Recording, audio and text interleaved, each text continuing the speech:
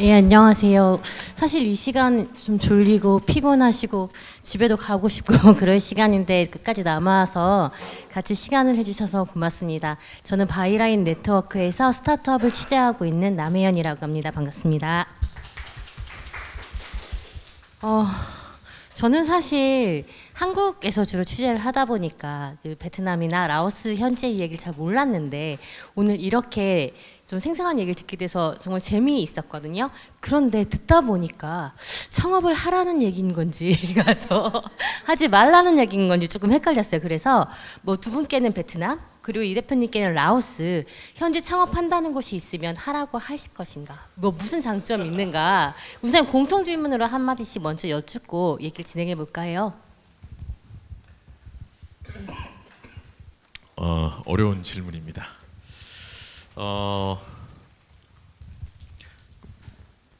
두 가지 심정이 있어가지고 만일 돈을 벌고 싶으시면 한국에서 하시고요. 네.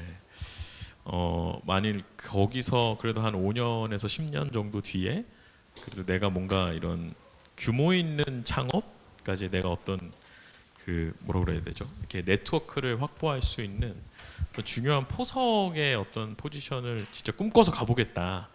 그러면 그건 진짜 창업하시는 거니까 그건 뭐 어느 나라든지 상관없는 것 같아요. 그래서 그렇게 생각하시면 베트남에는 한번 가보실 만한 곳인 것 같다는 생각이 듭니다. 네, 저도 뭐 직접 사업을 하지는 않지만 저희가 이제 같이 지원하는 우리 스타트업 분들 베트남 하시는 거 보면 사실 과정은 굉장히 저희 뭐 CTS 하거나 저희 ODA 사업이나 이제 뭐 이런 국제 조달 사업들 다 그 국제개발협력이라는 이름에서 사업을 수행하시는 게 사실 어렵기는 하거든요. 뭐 베트남 포함해서.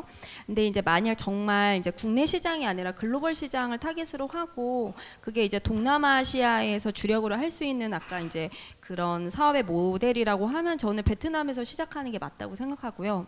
근데 이제 다만 베트남이 워낙 그 공산당이고 우리나라하고는 거버넌스가 다르고 뭐 사업하는데 거버넌스가 뭐가 중요하겠냐 이렇게 말씀하시지만 생각보다 규제나 이런 것들에 이제 영향을 많이 받기 때문에 그런 것들만 조금 차분하게 뭔가 계속 타개하고 이제 거기에서 이제 저희가 지원하는 프로그램에 좀 도움을 많이 받으시고 할 수 있거든요.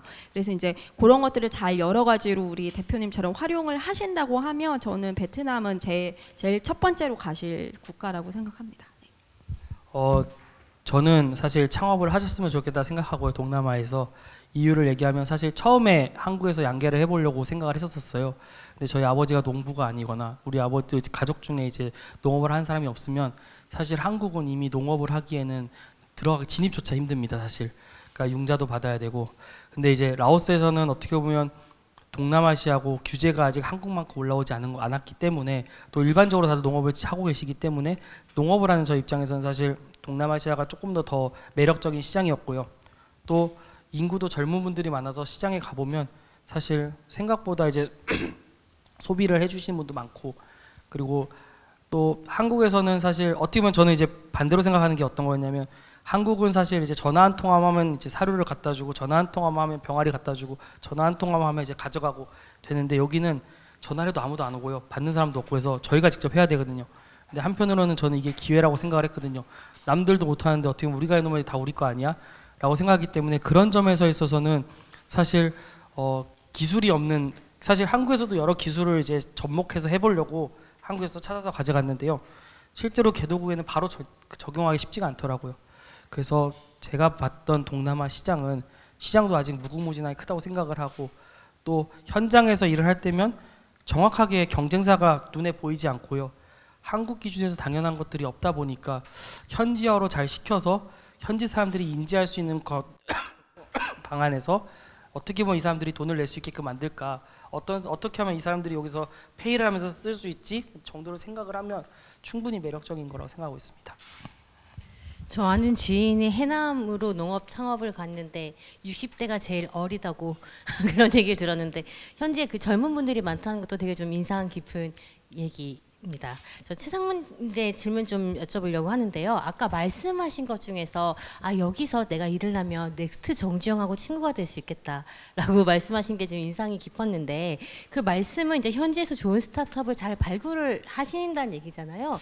이건 사전 질문에서도 나왔던 얘기인데 어떻게 현지에서 좋은 스타트업을 발굴하실 수 있는지 또 이 얘기는 뒤집어 말하면 현지에서 어떤 네트워킹을 이끌어내거나 네트워킹 을 만들어내신다는 얘기인데 그런 건 좀 어떻게 만들어 가시는지 좀 궁금합니다.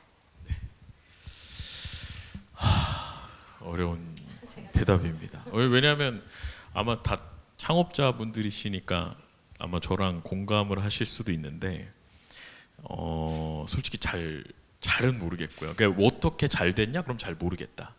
잘 모르겠는 이유는 뭐냐? 그들이 없는 걸 내가 갖고 있었다.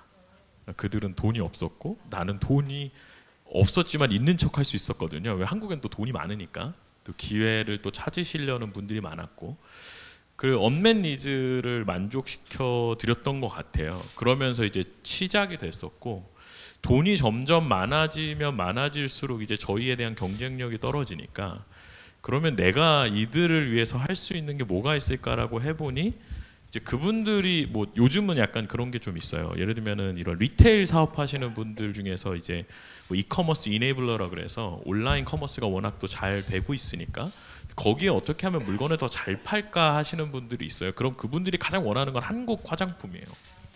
그럼 이제 야 너희는 어떤 화장품이 제일 잘 나가? 뭐 그러면 한국에 와서 그 화장품을 들고 투자를 하는 거죠. 그러니까 그냥 되게 심플한 대답인데 그냥 그러니까 현재 창업자가 원하는데 현지에 있는 저희가 아닌 다른 VC가 할 수 없는 걸 저희가 도와주는 거.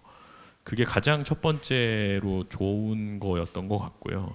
그리고 두 번째는 이제 저희는 사실 투자자라고 별로 생각하지 않거든요. 그러니까 저희는 여하튼 공동 주주가 됐다. 우린 운명 공동체다. 너가 죽으면 나도 죽고 나는 어떻게든 너를 살려서 내가 살아야 된다. 뭐 이런 마음으로 가기 때문에 그렇게까지 해줄 수 있는 파트너는 없는 것 같아요. 별로. 왜냐면 사람이 그 회사가 망할 것 같으면 그 사람에게 책임을 전가하기 바쁜데 거기서 이제 마음을 약간 돌이켜서 야 얘는 일단 같이 살아볼까? 뭐 이런 생각을 하게끔 하는 게 이제 저희 어찌 보면 특성이고 그러다 보니까 약간 이런 거죠. 제일 힘들 때 도와준 친구. 그럼 이제 제일 힘들 때 도와준 친구가 부탁하면 다 들어주잖아요.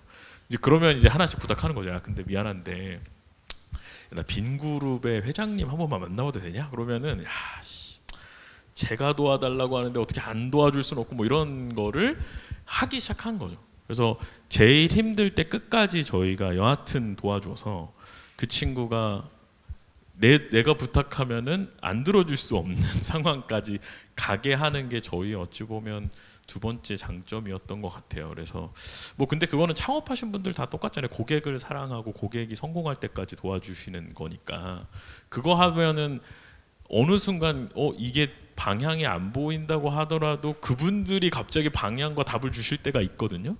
근데 저희도 뭐 비슷하게 그냥 하고 있다라고 말씀드릴 수는 있을 것 같기는 합니다. 무작정 끝까지 도와줄 수는 없잖아요. 그 선은 어떻게?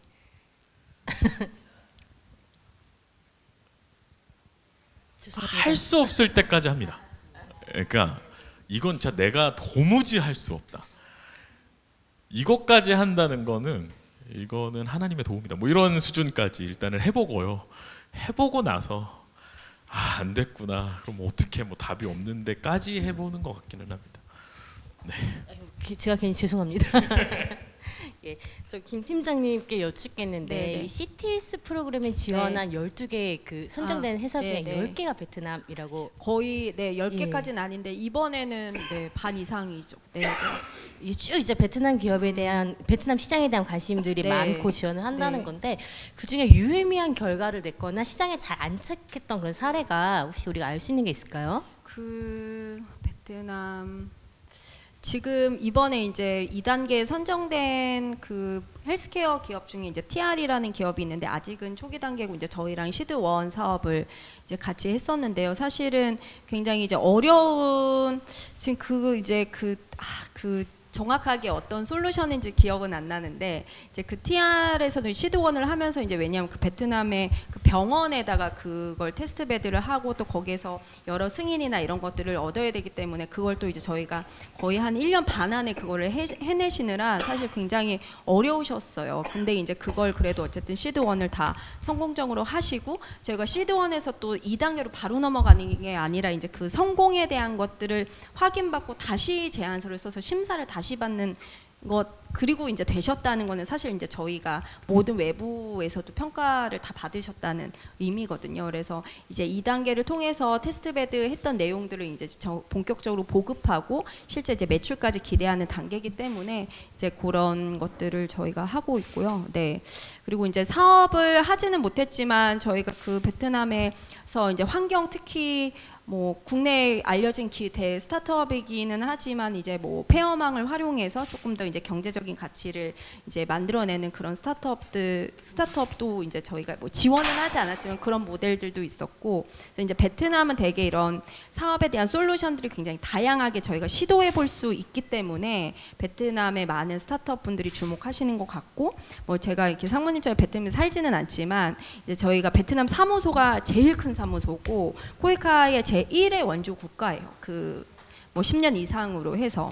근데 이제 그 제가 봤을 때는 제가 이번에 그 하노이, 이제 하이퐁 요로 이제 고 지역들을 둘러봤었는데 이게 지역별의 컨텍스트가 굉장히 다르더라고요. 하노이와 호치민이 다르고 또 메콩 델타 남쪽엔 굉장히 열악한데 그 얘기는 또 남쪽에서는 이런 농업이나 수산이나 이런 사업들이 된다는 얘기거든요. 근데 또 하노이나 호치민은 대도시이기 때문에 또 거기에서 할 수 있는 사업 모델들이 다양하게 있고 그러니까 다양한 분야의 사업들을 해볼 수 있는 거죠. 그래서 저는 그래서 베트남 시장에 관심이 있으신 것 같다는 생각이 듭니다. 감사합니다. 그 이 대표님 혹시 그린구스가 라오스에서 사업을 하고 난 이후에 라오스의 치킨 소비량이 좀 늘었나요? 저희는 사실 대부분의 사실 지금 그 저희 닭은 그 조달 사업으로 지금 다 나가고 있습니다. 실제로 저희가 유통 채널을 이제 계속 만들어 나가려고 그러니까 왜냐하면 조달이 어느 정도 끊길 때도 있고 또 어떻게 보면 이제 의도적으로라도 새로운 채널을 항상 만들어야 된다고 생각하고 있기 때문에 저희가 이제 일부 품목들을 이제 뭐 라오스에서 제일 좋은 호텔이나 이제 외국인들이나 병원 이런 데 납품을 하고 있는데요.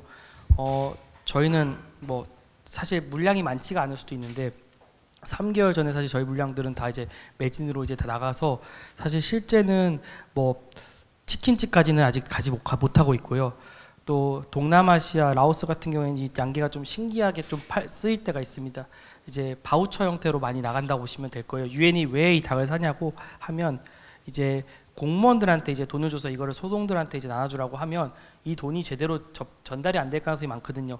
서명만 받고 근데 이제 생닭을 줘버리면 이 공무원들이 이걸 쥐고 있으면 이제 사료값이 나가니까 저희가 이거를 농가들한테 배분을 하면 이분들이 이걸 키워서 뭐 더 키워서 뭐 달걀을 받을 수도 있지만 중간에 뭐 잡아 드시는 것도 영양의 개선이 되고 해서 어떻게 보면 그런 의도로서 저희한테 닭을 많이 구매를 하셔서 사실 저희도 그 물량을 지금 맞추느라고 좀 허겁지겁하고 있을 정도로 사실 소비는 네, 잘 되고 있는데 일반 시장으로는 아직 가지 못할 정도로 되고 있습니다. 그 생닭을 나눠주는 그 모델은 지금은 이제 라오스 같은 일부 국가에서만 가능한 모델인 것 같기도 합니다. 아까 발표하신 내용 중에 폐사율을 매우 많이 낮췄다는 부분이 좀 되게 인상이 깊은데 이거는 그러니까 환경을 개선을 하신 건지 아니면 질병 예측 모니터링 같은 프로그램을 하시는 건지. 우선 이제 저희는 이제 일반적으로 CP랑 이제 베타그로라는 글로벌 이제 양계 회사랑 저희가 이제 경쟁력을 두고 얘기할 때 항상 얘기하는 게 CP나 베타그로의 이제 서비스를 이용하기 위한 농가분들은 최소 4만 불 이상의 초기 투자금을 본인들이 가지고 들어오셔야 돼요. 근데 저희 같은 경우에는 그거보다 훨씬 낮은 이제 2,000불이라고 하면 사실 농가분들께서 외부에서 일을 해서 모아서 하는 것도 충분히 가능하시거든요.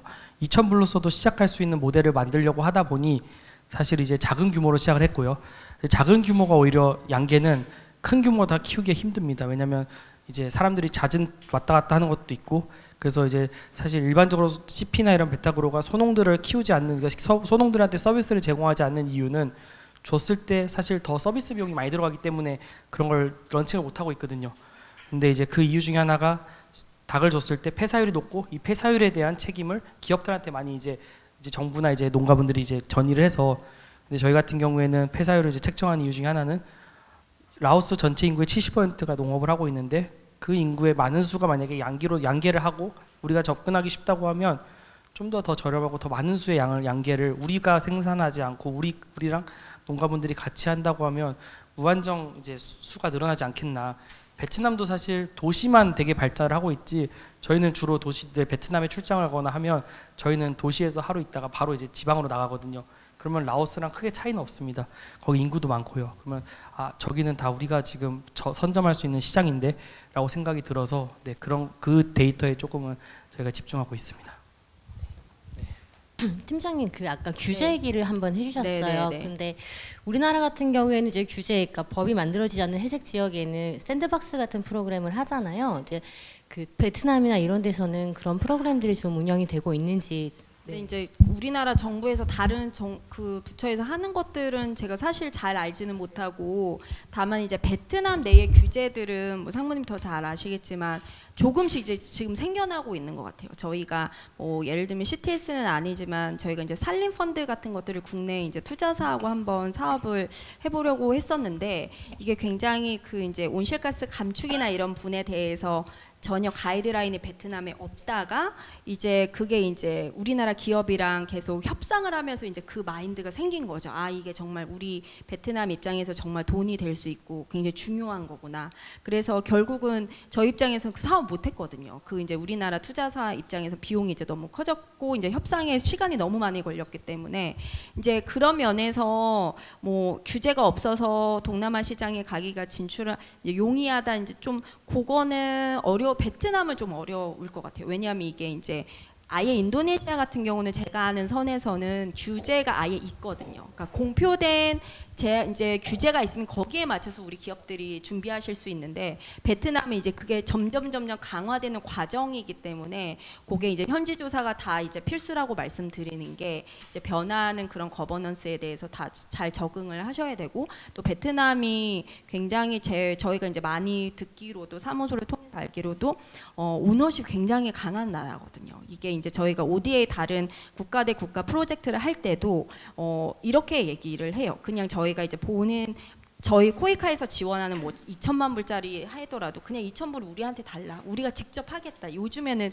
그렇게 얘기할 정도거든요. 그래서 우리나라 기업분들이 베트남에 가셨을 때 뭐 기술을 가지고 가셨을 때 기술 탈취나 이런 것들도 굉장히 조심하셔야 된다고 사무소에서는 또 얘기를 하더라고요. 그래서 이제 그만큼 규제에 대해서는 계속 이제 강화되고 기업분들께서 좀 계속 주목을 팔로우업을 하셔야 되고 이제 저희도 코이카에서도 이제 베트남 사업을 할 때 이제 그런 것도 어떻게 변화가 되고 있는지 현지에서 계속 이제 수집을 하고 있거든요. 네네. 여러모로 많이 잘 알아봐야지. 네, 그래서 현지 조사가 네. 필수라는 게 이제 여러 면에서 네 그렇습니다. 네, 감사합니다. 그 최상무님, 계속 베트남에 대한 해외 투자가 올라가다가 어느 보고서에 보니까 작년에 이게 좀 꺾였어요. 근데 사실 세계적으로 뭐 우리나라도 마찬가지고 투자 이게 빙하기고 그래서 스타트업들이 다 어려워한다고 하는데 사실 베트남은 아직 그 정도 수준까지 올라오지 않은 상황에서 투자 정체기가 와서 더 어렵게 느껴지는 건 없는지. 베트남은 약간 두 개로 나눠서 생각하면 좀 좋을 것 같고요. 이제 하나는 이제 FDI라 그래가지고 현지에서 이제 그 뭐 공장을 짓는다든지 뭐 산업 단지를 짓는다든지 하는 거는 사실은 2023년도 대비하면 올해 더 늘었습니다. 실제로 공장은 훨씬 많이 지어지고 있고요. 그래서 경제 성장이라든지 뭐 그 현지에서 돈을 버시는 분들의 돈을 버는 어찌 보면 시장은 더 확대되고 있는 거라 그렇게 부정적이진 않은 것 같아요. 경제적으로 봤을 때는. 근데 이제 스타트업 투자는 확실히 부정적인 것 같고요. 근데 그 이유는 베트남만의 문제는 아니고 동남아시아 전체의 투자 규모가 확실히 줄었어요. 그 이유는 1차적으로 이제 인도네시아가 이제 그 고잭이라든지 그랩이 상장을 했는데 상장한 이후로 주가가 거의 한 10분의 1 토막에서 20분의 1 토막이 났거든요. 그러니까 그러다 보니 그러면 지금까지 우리가 어찌 보면 미래의 기대 가치를 우리가 당겨와서 이제 이 밸류에이션을 했는데 이게 진짜로 맞는 거야라는 질문이 대부분의 많은 투자자분들한테 생겼고 그러다 보니까 이제 그러면 성과 있는 데부터 투자해보자. 지금 이게 과대 밸류인지 아닌지, 그리고 생존 가능한 수준의 그 스타트업들이 생존 가능한 수준인 건지 아닌지를 한번 솎아보자는 타이밍인 것 같고요. 그래서 아마 올해에서 내년도까지는 조금 이 기조가 이제 스타트업들의 한정적으로는 유지될 거는 같습니다. 그래서 뭐 요약을 하면 뭐 경제적인 상황은 더 좋아질 것 같다. 그러나 이제 이 여기에서 펀딩 상황은 그렇게 좋지는 않을 것 같다라는 게 이제 제 의견입니다. 감사합니다. 그 봉사활동, 특히 코이카라서 같은 질문, 사전 질문에 나왔던 것 중에 하나인데 그런 활동들을 좀 많이 해보는 게 현지 진출에 유리한지, 혹시 모든 사람들이 그런 여건을 가지고 있는 건 아니니까 현지에 가보지 않아도 혹시 창업을 하는데 뭐 도움이 될 만한 것들이 있는지. 예. 그죠, 우리 대표님처럼 이렇게 YP 저희 YP부터 하셔가지고 했으면 너무 좋죠. 사실은 네, 아주 성공 커리어. 또 뭐 저희 지금 뭐 여기 아까 그 ESG 사업에서 말씀드렸지만 또 우리 그 KOA라는 스타트업 대표님은 뭐 이제 대기업이랑 합병도 됐지만 그분도 사실은 다 봉사 개발협력 요원 뭐 출신에 이렇게 그게 다 기반이 돼서 이렇게 하셨거든요. 근데 사실 그건 이제 굉장히 좀 많은 케이스들 아니고 그렇게 현지에 대한 경험이 없으시더라도 제가 봤을 때는 여러 일단 문헌조사 뭐 여러 시장에 대한 경험, 또 이제 대부분 코트라 그 저기 현지화 프로그램 같은 것들도 이제 많이 지원하시더라고요. 지원 받으시고, 그리고 이제 저희 코이카 입장에서는 저희가 이제 코이카가 이제 공공기관이다 보니까 이제 공공 데이터 포털이 잘 돼 있고, 거기에 이제 저희 뭐 코이카 ODA 도서관이나 여러 이제 그 사이트를 보시면 베트남에 어마어마하게 지원을 많이 했기 때문에 유사한 프로젝트들도 굉장히 많아요. 근데 거기에 보면 기본적으로는 다 베트남에 대한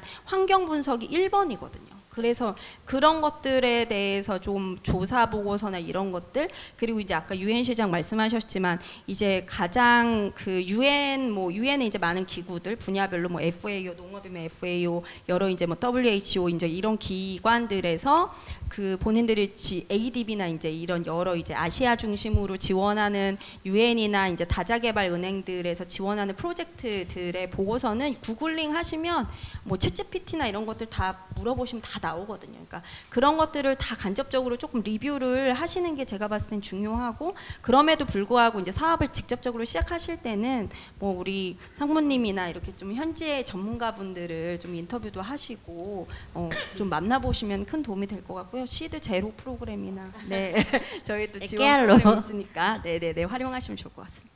그렇군요. 많이 좀 찾아보시고, 사실 정보를 누가 더 많이 빨리 가지느냐가 중요하니까요. 맞아요. 그렇죠? 아직도 모르시는 기업분들 많으시더라고요. 네. 많이 좀 알려주시고요. 네네. 대표님, 그래서 사전 질문 받은 것 중에 하나가 비영리랑 영리를 같이 갈 수 있는 방법이 없느냐. 근데 이게 그린구스의 얘기잖아요.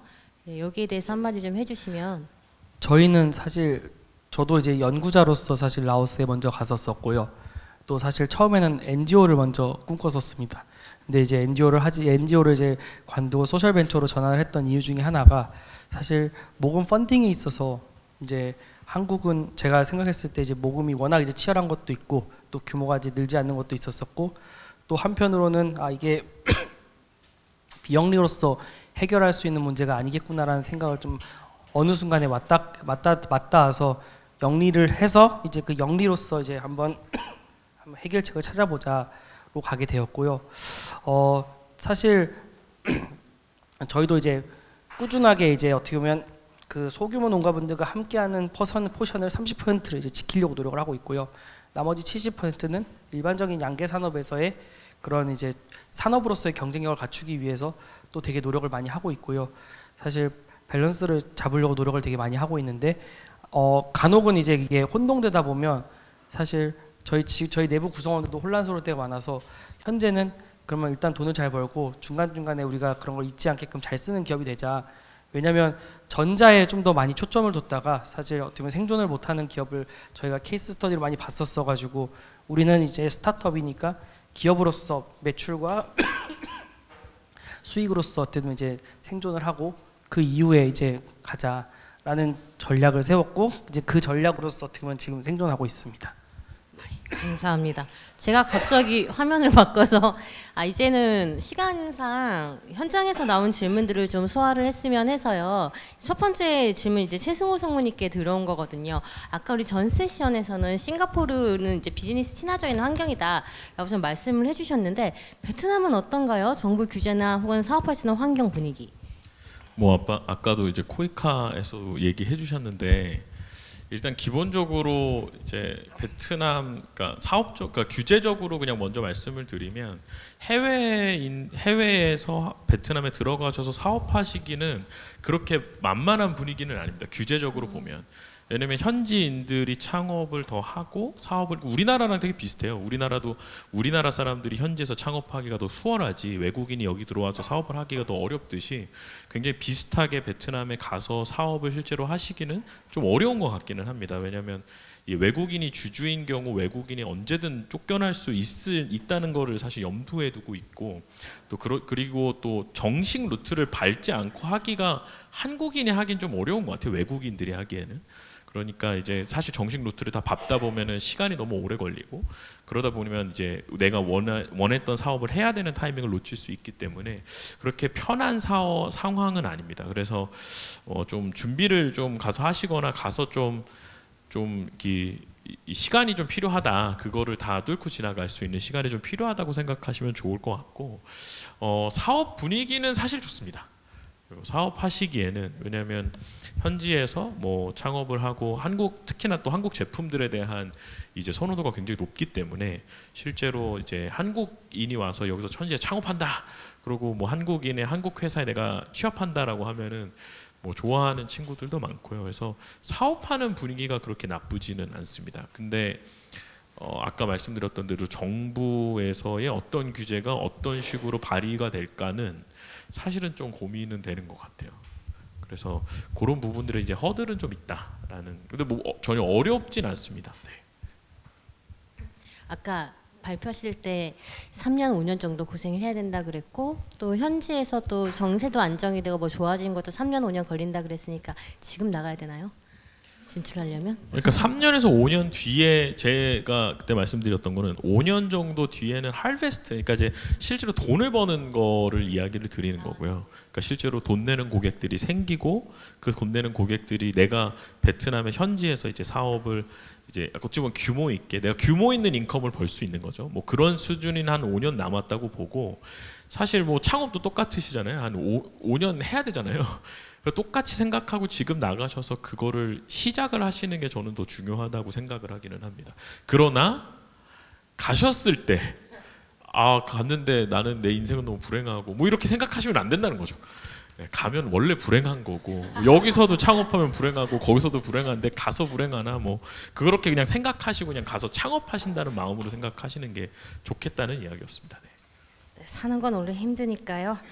그러면 김혜연 팀장님한테 네네. 질문을 아마 두 번째 거는 사실 네. 아까 발표 중에 말씀을 네네. 해주셔서 위에 거 있잖아요. 여러 개도국을 보실 테니까 네. 베트남의 특징을 콕 집어주신다면? 아무래도 저희의 입장에서 보면 이제 원조 1위 국가이고 이제 코이카에서 굉장히 아직도 계속 제일 집중하는 국가이고 이제 저희가 또 분야로서는 사실 이제 라오스는 좀 농업이나 이제 여러 이제 전통적으로 ODA에서 많이 지원한 분야들이 위주지만 베트남은 뭐 친환경 환경이나 어떻게 보면 저희로 봤을 땐 새로운 시도를 할 수 있는 국가기도 하거든요. 여러 사업의 형태나 아니면은 분야들을. 그래서 이제 여기에 그 과정에서 또 혁신 기술이나 솔루션들이 활용될 수 있고 그래서 이제 그런 의미에서 또 이런 혁신 프로그램에서 의미가 있는 것 같고요. 또 이제 다른 저희 말고 이제 저희가 할 수 있는 역할들이 뭐 CTS를 지원하는 것이 에서 끝나는 게 아니라 이제 아까 우리 대표님 GIF 얘기하셨는데 그 GIF하고도 저희가 이번에 이제 사업을 하거든요. 거기 아까 말씀드린 게 이제 해외 글로벌 이펙트 투자 기관인데 저희는 그런 CTS를 지원을 통해서 만들어낸 솔루션들을 그런 식으로 확장을 해서 우리 기업분들도 더 거기에서 더 크게 스케일업 할 수 있는 기회들을 저희가 만들어내는 게 이제 저희의 또한 역할이라고 생각을 하거든요. 근데 이제 그런 과정에서 다른 동남아시아 중에서도 그래도 베트남에서 뭔가 시작을 하셨다고 하면 조금 더 제가 봤을 때는 이제 어드밴티지가 있지 않을까. 베트남 시장 워낙 이제 다른 공여기관들, 글로벌 기관들에서도 주목하고 있는 시장이기 때문에 네, 그런 것들이 있습니다. 그래서 이제 뒤에 제가 하나만 이제 뭐 마지막이니까 말씀을 드리면 한마디 더 그러면은 부탁드릴 거예요. 그거는 네, 제가 꼭 뒤에 말씀드리겠습니다. 네네. 예, 감사합니다. 자, 이재원 대표님 있잖아요. 이런 질문이 들어왔어요. 이재원 대표님 발표가 되게 감동적이었다는 분들도 있으시고, 그래서 이 농산물 소비에 대한 분위기 국내 비교할 때 어느 정도 형성됐나, 그리고 이상적인 고객 타겟팅 프로필이 있는지. 제가 사실 라오스만을 사실 시장으로 두고 있지는 않거든요. 저희도 틈틈이 태국이랑 캄보디아 이제 베트남 시장 조사도 가는데 그 이유는 반나절에서 저희가 이제 보낼 수가 있어요, 라오스에서. 근데 참 신기한 것 중에 하나는 태국이나 베트남에 가면 그 유사한 농산물들, 그러니까 개인 농가들이 만들 수 있는 아기자기한 농산물들은 많은데요. 실제로 편의점이나 이런 데 갔을 때 한국에서 이제 나와 있는 식품들은 많이 없었어요. 그러니까 하이테크가 가미된 식품 테크가 들어가는 식품들은 많이 없었었어요. 그러니까 예를 들어서 뭐 잘 말린 과일이나 아니면 이제 허벌, 그 과거에 그쪽에서 사용했었던 그런 식문화로서 만들어진 제품들은 많은데 실제 한국처럼 뭐 이렇게 기능성이 개선된 식품들이나 간식들은 많이 없었었고, 근데 반대로 한국에 이제 여행을 갔다 오시는 그 베트남, 라오스, 한국 분들, 태국 친구들 보면 콜라겐이나 이런 기능성 식품들을 많이 사와요.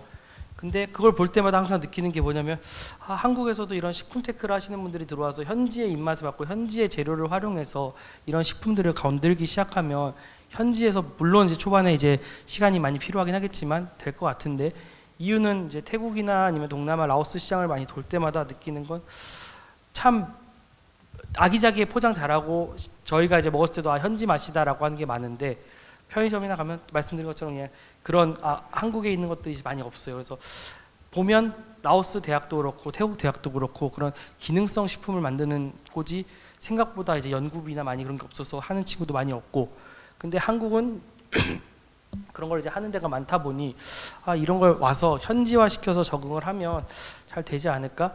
그래서 사실 어떻게 보면 분위기는 한국에서 뭔가 개발되고 한국 기술이라고 하는데 현지 사람들이 한번 이렇게 뭐 인스타나 리스를 통해서 한번 확장되면 금방 구매할 것 같아요.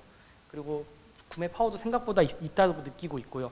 근데 우리가 그 포인트를 잘 못 잡고 있으면 이제 사양되는 상품이 될 거고, 그리고 사실 농산물 같은 경우에는 가장 중요한 건 동남아시아는 한국과 다르게 사실 이제 한국은 도매도 소매도 잘 돼 있고 내가 잘만 생산하면 팔아주는 농협도 많이 있는데요. 동남아는 내가 직접 팔아야 되는 게 좀 많습니다.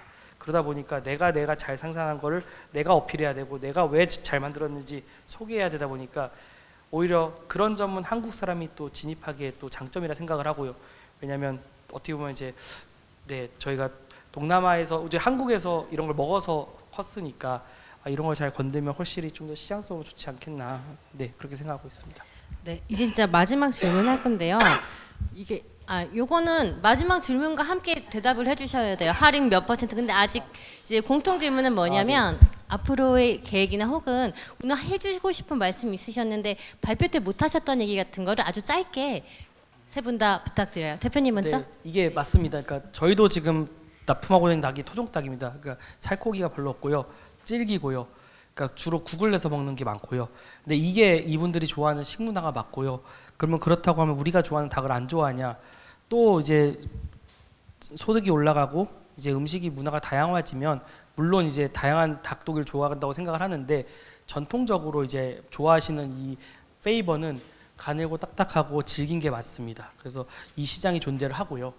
또 저희는 사실 지금은 저희가 이 자리에 함께 한다는 게 너무 영광이긴 하지만 코이카 사업은 사실 어쩌면 지원했을 때 경쟁률도 꽤 높고요. 또 검증을 겪어야 되기 때문에 사실 저희는 한 3년 반 동안 매출 높아질 때까지 사실 진입하지 못했던 시장이었던 것 같고요. 그러니까 어떻게 보면 동남아에 창업하시는 분들께 항상 기회의 시장이라고 항상 얘기를 드리지만 한편으로는 어느 정도 내가 4, 5년은 돌아가지 않고 여기서 현지화하고 버틴다 생각하고 나오시는 게 처음 나오자마자 물론 대단한 기술이면 이제 코이카나 이런 걸 통해서 들어가실 수 있지만 저희는 오히려 현장에 먼저 한번 나가서 한번 생존 한번 해보시고 코이카 자금을 좀 더 지원해 보시는 게 좋지 않을까라고 좀 권해드리고요. 저희는 사실 저는 개인적으로 할인 이렇게 된다고 하면 저희 직원들이나 저희의 마음을 이미 할 준비는 100% 됐다고 생각하는데 아직 이제 막 이제 사업에 대한 매출이나 이런 걸 이제 증명한 과기라고 하면 갈 길이 멀죠. 근데 이제 목표는 이제 2년 내에 저희가 이제 주변 국가로 수출하는 게 목표이기 때문에 2년 뒤에는 좀 더 흔하게 저희 회사 얘기를 좀 들을 수 있지 않을까 기대하고 있습니다. 네, 감사합니다. 자동으로 박수가. 네, 그 계획은 참 많은데요. 뭐 발표 때도 말씀드렸지만 내년이 저희가 이제 CTS 10주년이 되는 해예요. 그래서 축하드립니다. 네네. 그래서 많은 이제 계획들 중에 있는데 그 동안에 이제 CTS를 통해서 이렇게 이제 개발된 솔루션들, 뭐 우리 그린구스하고도 이제 시작을 하지만 어떤 임팩트가 났고 실제 기업의 성장 측면에서도 어떤 효과가 있었는지를 저희가 이제 증명해 내 보이고 싶고, 그게 이제 저희의 역할 중에 하나는 그런 성과들을 통해서 저희는 예산을 많이 확보하는 게 또 저희의 역할이기 때문에 그런 것들 게을리하지 않을 거고요.